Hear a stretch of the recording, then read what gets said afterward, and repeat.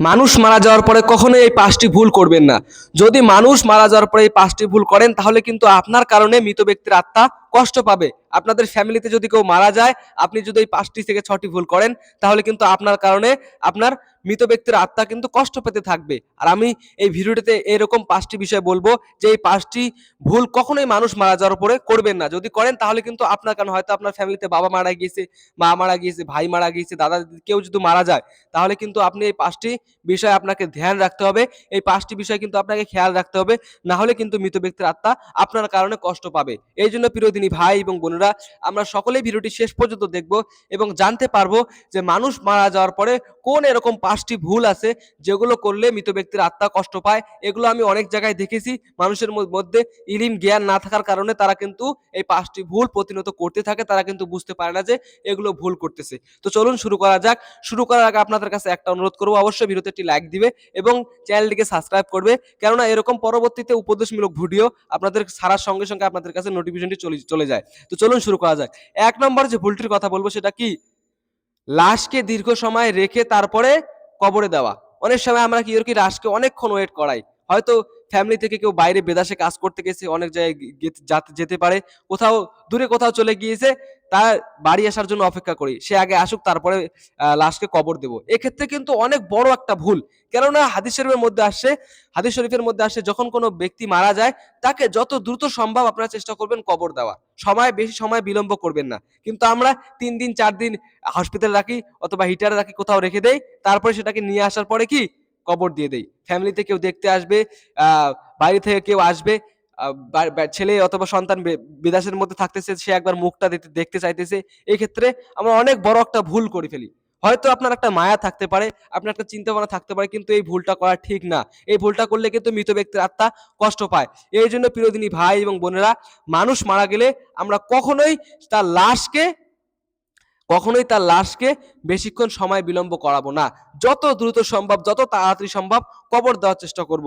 যদি বেশি সময় বিলম্ব করেন তাহলে কিন্তু আপনার কারণে মৃত ব্যক্তির আত্মা কষ্ট পেতেছে। আর আমরা কেউ চাই না যে মৃত ব্যক্তির আত্মা, আপনার ফ্যামিলিতে বাবা মারা গিয়েছে, মা মারা গিয়েছে, ভাই মারা গিয়েছে, যে আপনার কারণে মৃত ব্যক্তির আত্মা কষ্ট পাক। যত দ্রুত সম্ভব, যত তাড়াতাড়ি সম্ভব চেষ্টা করব আমরা কবর দিয়ে দেওয়ার।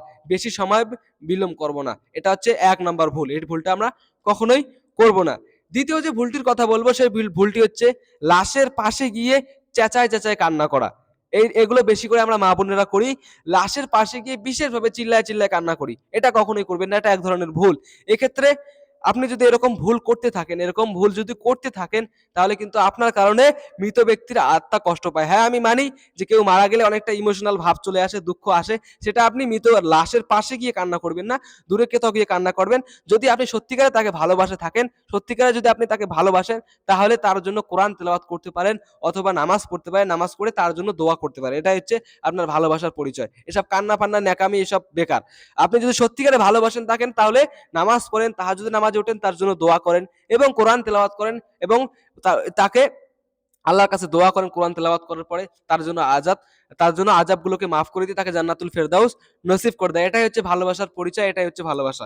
বুঝতে পেরেছেন? এখানে ন্যাকামো কান্নার কোনো সিস্টেম নেই। যদি আপনি কান্না করেন লাশের পাশে গিয়ে, আপনার কারণে কিন্তু মৃত ব্যক্তির আত্মা অনেকটা কষ্ট পাবে। এইজন্য প্রিয়দিনী ভাই এবং বোনেরা, আমরা কেউই মৃত ব্যক্তি মারা গেলে লাশের পাশে গিয়ে চিল্লায় চিল্লায় কান্না করব না। যদি কান্না করতে হয় সেটা আপনি কোরআন পড়েন, তাহাজ্জুদের নামাজে ওঠেন, ওখানে গিয়ে কান্না করতে পারেন বা সাইটে গিয়ে কোথাও কান্না করতে পারেন। অনেক সময় কান্না চলে আসে, কিন্তু লাশের পাশে গিয়ে কখনোই কাঁদবো না আমরা। যদি কাঁদেন তাহলে আপনার কারণে কিন্তু মৃত ব্যক্তির আত্মা কষ্ট পাবে, আর এটা আমরা কেউই চাই না। এইজন্য এই ভুলটাও আমরা কেউ করব না। তারপরে ৩ নম্বর যে ভুলটির কথা বলবো, যদি মৃত ব্যক্তি মারা যাওয়ার আগে, হয়তো আপনার বাবা মারা গিয়েছে, ভাই মারা গিয়েছে, চাচা মারা গিয়েছে, দাদা মারা গিয়েছে, নানি মারা গিয়েছে, এরকম যদি কেউ মারা যায়, মারা যাওয়ার আগে আপনাকে ফরিয়াদ করে থাকে, আপনাকে বলে, ফ্যামিলিতে আপনাদের বলে দিয়েছে যে আমি মারা গেলে এই কাজটা করবে, আমি মারা গিয়ে তোমরা সদকা করবে, আমি মারা গেলে এই কাজটা করবে। এরকম যদি কোনো কথা বলে যায় যে আমি মারা গেলে তোমরা এই কাজটা করবে, আমি মারা গেলে তোমরা মানুষকে দান ধ্যান করবে, মানুষকে টাকা পয়সা দিবে, সদকা করবে, এরকম যদি কোনো আপনাকে কথা বলে যায়, সেটাকে অবশ্যই পূরণ করার। কেননা সে যদি আপনাকে বলে আপনি যদি পূরণ না করেন তাহলেও কিন্তু মৃত ব্যক্তির আত্মা কষ্ট পাবে। কেননা আপনাদের ছেলে সন্তান হিসাবে আপনাদেরকে একটা দায়িত্ব দিয়ে গেছে যে আমি মারা যাওয়ার পরে তোমরা অবশ্যই এই কাজটা করবে, আমি মারা যাওয়ার পরে তোমরা অবশ্যই এই কাজটা করবে। এক্ষেত্রে যদি আপনি করেন তাহলে কিন্তু মৃত ব্যক্তির আত্মা আপনার প্রতি অনেকটা খুশি হয়ে যায়। আর যদি না করেন আপনার প্রতি নারাজ হয়ে যায় এবং তারপরে মৃত ব্যক্তির আত্মা কষ্ট পায়। এই জন্য প্রিয়দিনী ভাই এবং বোনেরা, হয়তো আমাদের বাবা দাদা নানা নানি অনেকেই মারা গিয়েছে এবং আমাদেরকে যদি কেউ ফরিয়াদ করে থাকে, যদি কেউ বলে থাকে যে তোমরা এই কাজটা করবে, তোমাদেরকে এই কাজটা করার হুকুম দিয়েছে, এই কাজটা করতে বলেছে, আমরা সকলে ধ্যান রাখবো এই কাজটা করার। কেননা আপনি যদি না করেন এই কাজটা তাহলে কিন্তু মৃত ব্যক্তির আত্মা কষ্ট পাবে। এই জন্য মানুষ মারা যাওয়ার আগে, আপনার ফ্যামিলিতে যদি কেউ মারা যাওয়ার আগে আপনাকে কিছু বলে থাকে তাহলে সেটাকে অবশ্যই পূরণ করার। এটা হচ্ছে ৩ নম্বর ভুল। ৪ নম্বর ভুলটি কি? সেটা হচ্ছে মৃত ব্যক্তির কাছে কেউ পয়সা পেয়ে থাকে সেটাকে শোধ না করার, অথবা মৃত ব্যক্তির অনেক ঋণ থাকে সেটাকে শোধ না করার। আপনাকে যদি মৃত ব্যক্তি মারা যাওয়ার আগে অনেক ঋণ থাকে তাহলে সেটাকে যত দ্রুত সম্ভব, যত তাড়াতাড়ি সম্ভব সেটাকে পরিশোধ করার। যদি আপনি পরিশোধ না করেন তাহলে কিন্তু মৃত ব্যক্তির আত্মা কষ্ট পেতে থাকবে মৃত্যু মারা যাওয়ার পরে। দেখবেন আপনি প্রতিটা জানাজারে যখন কোনো মানুষকে জানাজার দেওয়া হয় তার আগে কিন্তু এটা এলান করে দেওয়া হয়, যদি মৃত ব্যক্তির কাছে কেউ টাকা পয়সা পেয়ে থাকেন তাহলে চেয়ে নেবেন, তাহলে সেটাকে পরিশোধ করা হবে। এটা কেন বলা হয়? যদি আপনি টাকা পয়সাটা রিটার্ন পরিশোধ না করেন, হয়তো আপনার বাবা মারা গিয়েছে, ভাই মারা গিয়েছে, চাচা মারা গিয়েছে, যদি আপনি রিটার্ন না করেন টাকাটা তাহলে কিন্তু সেক্ষেত্রে সে কবরের আযাব বেড়ে যায়, সে কষ্ট পায়। কেননা হাদিস শরীফের মধ্যে আসছে, যখন কোনো বান্দা অথবা বান্দি কারো কাছ থেকে টাকা নেওয়ার পরে, সে যে কোনো হোক, সে যে কোনো জিনিস তার কাছ থেকে ধার নেওয়ার পরে, ঋণ করার পরে সেটাকে যদি পরিশোধ না করে মারা যায় তাহলে কবরের আযাব বাড়িয়ে দেওয়া হয়। এবং ওই মৃত ব্যক্তি কাল কিয়ামতের দিন যার কাছ থেকে টাকা পয়সা ধার নেওয়া হয়েছে সেটা শোধ না করলে কিন্তু সেই ব্যক্তি কিয়ামতের দিন ওই ব্যক্তির কাছে যাবে এবং তার কাছ থেকে টাকার বিনিময়ে অনেকগুলো নেকি নিবে, তার কাছ থেকে অনেকগুলো নেকি নিয়ে নিবে এবং তার গুনাহগুলো সমস্ত কিছু দিয়ে যাবে। এই জন্য প্রিয়দিনী ভাই এবং বোনেরা, আপনাদের যাদের যাদের বাড়িতে হয়তো বাবা মা মারা গিয়েছে, যদি কেউ মারা যায় তার জন্য যতটা দ্রুত সম্ভব আমরা ঋণগুলোকে শোধ করার চেষ্টা করব, ঋণগুলো বাকি না রাখবো। যদি আপনি বাকি রাখেন সেক্ষেত্রে কিন্তু মৃত ব্যক্তির আত্মা কষ্ট পায়, মৃত ব্যক্তির আত্মা কষ্ট পায়। আর ৫ নম্বর যে ভুলটির কথা বলবো সেই ভুলটি হচ্ছে কি, যখন আপনাদের জানাজার টাইম হয়ে যায়, অনেক সময় এটা আপনার অনেক জায়গায়, প্রতিটা জায়গায় আমরা এটা করে থাকি। ধরেন আপনি জানাজার টাইম একটা নির্ধারিত করেছেন যে ৫টার সময়, ৭টার সময়, ৮টার সময়, এরকম একটা টাইম নির্ধারিত করেছেন যে এই সময় আমরা লাশটাকে কি কবর দিয়ে দিব। কোনো একজনের কারণে আমরা কি করি, ৫ থেকে ১০ মিনিট বাড়িয়ে দেই, ১০ থেকে ১৫ মিনিট বাড়িয়ে দেই। এক্ষেত্রে কিন্তু অনেক বড় একটা ভুল করি। দেখো, ইসলাম সবার জন্যই সমান, সবার জন্যই সমান। আপনি যদি ৫ থেকে ১০ মিনিট বাড়িয়ে দেন, আপনি যদি ৬ থেকে ৭ মিনিট বাড়িয়ে দেন, হয়তো মৃত ব্যক্তিকে লাশ রাখার পরে না বলেন যে আর ১০ থেকে ১৫ মিনিট পরে কবর দিয়ে দেই, এরকম ফ্যামিলি থেকে বলে থাকি। এটা কখনোই ভুল করবেন না। অথবা যদি আপনাদের কেউ, সেটা ইমাম শাফি হোক, যদি সে কেউ যদি বলে থাকে যে টাইম ওয়েট কর, আপনি ওয়েট করাবেন না, আপনি তাড়াতাড়ি যেটা টাইম নির্ধারিত করেছেন ওই টাইমের মধ্যেই মৃত ব্যক্তিকে কবর দেওয়া দাও। যদি বেশি সময় বিলম্ব করেন সেক্ষেত্রে কিন্তু মৃত ব্যক্তির আত্মা কষ্ট পাবে। আমি শুরুতেই বলেছি, যখন কোনো ব্যক্তি মারা যায় যত দ্রুত সম্ভব তাকে কবরে দিয়ে দেওয়া। যত আপনি সময় বিলম্ব করাবেন, যত সময় বিলম্ব করাবেন তত কিন্তু মৃত ব্যক্তির আত্মা বেশি করে কষ্ট পাবে। এই জন্য প্রিয়দিনী ভাই এবং বোনেরা, আমরা সকলে এই বিষয়গুলোর দিকে খেয়াল করব। আমি একবার মুখতাসার হিসেবে বলে দিচ্ছি কথাগুলো। সংক্ষেপে আমি এই ভুলগুলো বলে দিচ্ছি, আপনারা ভালো করে মন দিয়ে শুনবেন এবং এগুলোকে মুখস্থ করে নেবেন। নেওয়ার পরে এই ভুলগুলো যেন কখনোই না হয়। যদি আপনাদের কেউ মারা গিয়েছে, শেষে আমি কয়টা আমল বলে দেবো, এই আমলগুলো করবেন অবশ্যই। চলুন সংক্ষেপে একবার বলে দেই। প্রথম যে ভুলটা মৃত ব্যক্তি মারা যাওয়ার পরে, সেটা হচ্ছে কি, ২ থেকে ৩ দিন পরে কবর দিয়ে দেওয়া অথবা বেশি সময় বিলম্ব করা। হয়তো আপনার ফ্যামিলি থেকে কেউ বাইরে গিয়েছে, পিতামাতা সন্তান, সেক্ষেত্রে আমরা অনেক সময় বিলম্ব করে ফেলি। তারা আসুক, তারা মৃত ব্যক্তির মুখ দেখবে, তারপরে আমরা কবর দিব, এরকম ফ্যাশন বের করে ফেলেছি। এটা কখনো করা ঠিক না। যত দ্রুত সম্ভব আমরা কবর দিয়ে দিব। তারপরে কি বললাম, কবরের মধ্যে দেওয়ার আগে আমরা কিরকম ৫-৬ একটা টাইম নির্ধারিত করে রেখেছি, সেটাকে ৫-৬ মিনিট বাড়িয়ে দেওয়া, ১০ মিনিট বাড়িয়ে দেওয়া, এরকম করে থাকি। এই ভুলটা কখনো করব না, এক্ষেত্রেও কিন্তু মৃত ব্যক্তির আত্মা কষ্ট পায়।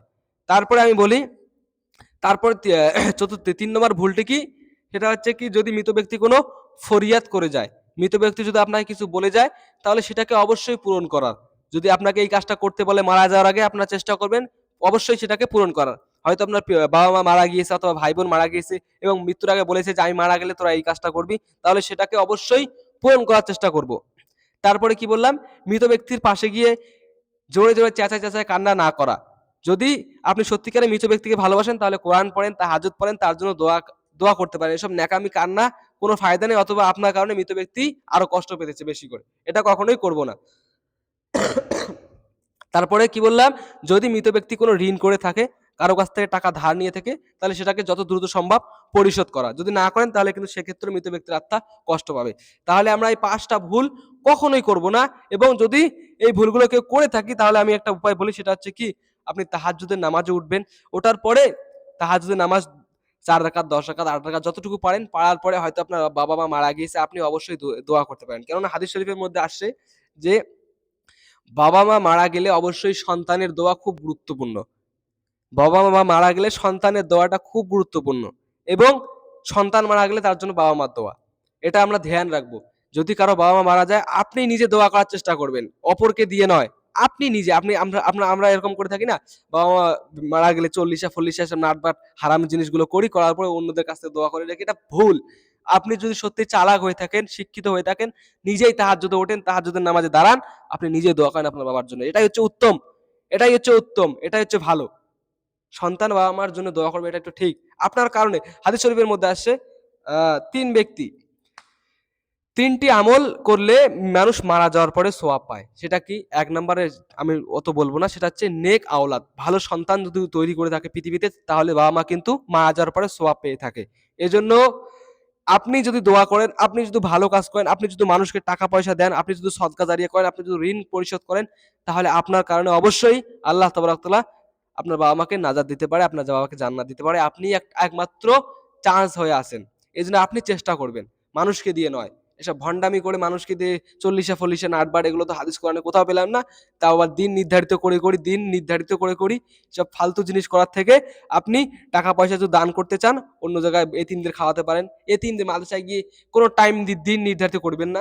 যাবেন, ফট করে খাইয়ে দিয়ে আসবেন, চলবেন। কোনো দিন নির্ধারিত নেই। আপনি তাহাজ্জুদে উঠবেন, তাহাজ্জুদে দোয়া করবেন, আপনার বাবা-মার জন্য কোরআন পড়বেন। এটাই হচ্ছে উত্তম। এটা হচ্ছে কি? শিক্ষিত ব্যক্তির আচরণ। এটা হচ্ছে চালাক। আর মূর্খ কারা? যারা চল্লিশা করে, ওরা অমুক আমির সাহেব আসবে, অমুক তামির সাহেব আসবে, উনি আসবেন, এদের দোয়ার অপেক্ষায় থাকে। এটা হচ্ছে সব থেকে ভুল। তাহলে প্রিয় দিনী ভাই এবং বোনেরা, আমরা সকলেই এই ৫ থেকে ৬টি ভুল কখনোই করব না। এবং আমরা দেখা যাচ্ছে শেষে একটা অনুরোধ করে রাখি, যারা ভিডিওটি দেখতেছেন অবশ্যই ভিডিওতে একটি লাইক দিবেন, এবং চ্যানেলটিতে নতুন হয়ে থাকলে চ্যানেলটিকে সাবস্ক্রাইব করে দিবেন। আসসালামু আলাইকুম ওয়া রাহমাতুল্লাহি ওয়া বারাকাতুহু। আজকে এই পর্যন্তই।